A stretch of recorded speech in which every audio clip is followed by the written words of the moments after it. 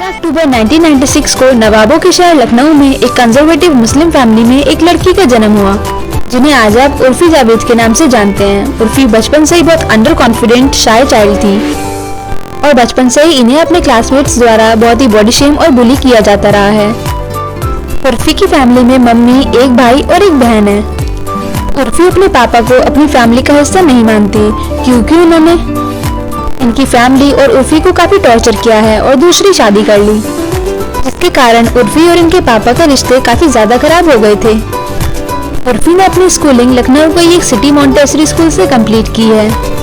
उर्फी की स्कूलिंग एक नॉर्मल बच्चे जैसी नहीं रही है, इन्हें बहुत ज्यादा बुली और टॉर्चर किया जाता रहा है। दरअसल इनके साथ एक ऐसी ट्रेजेडी हुई थी जिसके बाद उर्फी पूरी तरह टूट गई थी। दरअसल अपने स्कूल के टाइम में जब उर्फी केवल 9th क्लास में थी, इनकी क्लास के कुछ बिगड़े हुए लड़कों ने उर्फी के कुछ फोटोज लीक कर दिए थे, जो कि किसी ने कुछ दिनों बाद ही कुछ एडल्ट साइट्स पर अपलोड कर दिए थे और ये बात उर्फी के घर वालों और रिलेटिव्स को पता चल गई थी। रिलेटिव्स ने तो इन्हें काफी गंदा और भला बुरा बोलना शुरू कर दिया था और यहाँ तक कि कुछ लोगों का कहना था कि उर्फी का बैंक अकाउंट चेक करना चाहिए। उर्फी ने जरूर इन सब गलत कामों से बहुत सारे पैसे कमा लिए होंगे और उर्फी के घर वालों ने इन्हें स्कूल जाने से भी रोक दिया। उस समय उर्फी ये नहीं समझ पा रही थी कि आखिर इनकी गलती क्या है। किसी ने इनके फोटोज एडल्ट साइट्स पर डाल दिए तो इसमें इनका क्या कसूर। मात्र 14 साल की उर्फी के साथ सोसाइटी और घर वाले ऐसा बर्ताव क्यों कर रहे हैं। उर्फी के साथ खड़े होने की वजह लोग इन्हें ही ब्लेम कर रहे थे और इस दौरान वो बहुत ज्यादा मेंटल टॉर्चर से गुजर रही थी। उर्फी जैसे तैसे अपने आप को संभाल रही थी, यहाँ तक कि स्कूल की तरफ से भी उन्हें एकदम सोसाइटी जैसा रवैया देखने को मिला और स्कूल से भी इन्हें निकाल दिया गया। उर्फी काफी साल तक रेस्ट्रिक्शंस और टॉर्चर्स में रहती रही और फिर एक दिन इनके पापा ने इनकी फैमिली को छोड़कर दूसरी शादी करने का फैसला किया और तब इन्हें पहले तो बहुत बुरा लगा, लेकिन इन्होंने उस बात को एक्सेप्ट किया और फिर पॉजिटिव रहते हुए सोचा कि जब इनके पापा दूसरी शादी कर लेंगे तब ये रेस्ट्रिक्शंस और टॉर्चर से निकल जाएंगी। उर्फी के पापा ने दूसरी शादी कर ली, जिसके बाद इनके छोटे भाई बहन और मम्मी की रिस्पॉन्सिबिलिटीज उर्फी पर ही आ गईं। और तब उर्फी उस दौरान ग्रेजुएशन कर रही थी, जिसके साथ साथ उर्फी ने कॉल सेंटर में जॉब करना भी शुरू कर दिया। इन्हें कॉल सेंटर में बस इतना पैसा मिलता था जिससे इनकी फैमिली बस 2 वक्त का खाना खा सके और तब फिर इन्होंने 2015 में मुंबई आने का फैसला किया। अब ये मुंबई तो आ गई, लेकिन ये बहुत अंडर कॉन्फिडेंट और शाय लड़की थी। इन्होंने अपने आप को हमेशा क्रिटिसाइज होते ही देखा था।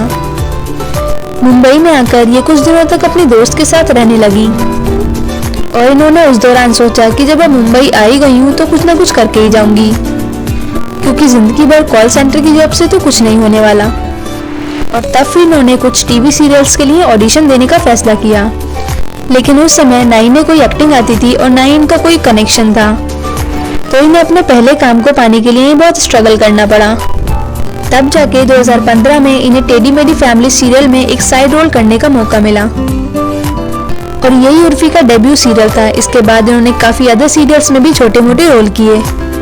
2016 में इन्हें बड़े भैया की दुल्हनिया, कसौटी जिंदगी की, चंदन नंदिनी जैसे कई सारे सीरियल्स में साइड रोल्स में देखा गया, लेकिन उर्फी को अब तक कोई रिकॉग्निशन देने वाला काम नहीं मिला था।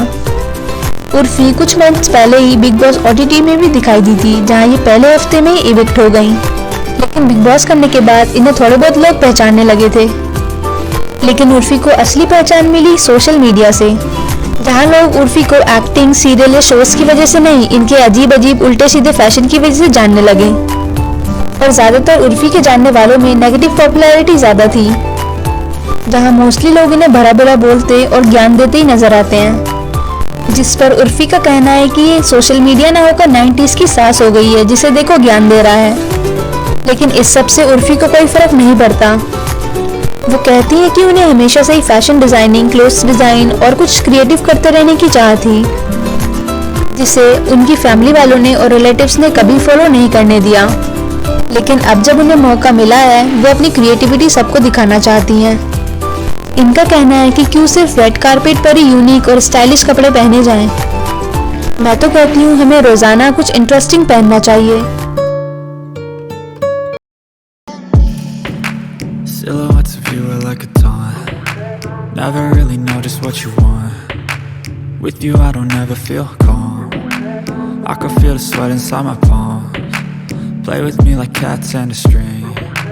You don't understand the pain it brings. You don't ever wanna give me wings. You don't ever wanna set me free. You know I'm addicted to you, and it's twisted, you've been gifted with the evil voodoo. Got me coming back for more, even when I've been screwed. Dolls full of pins, pierce my heart straight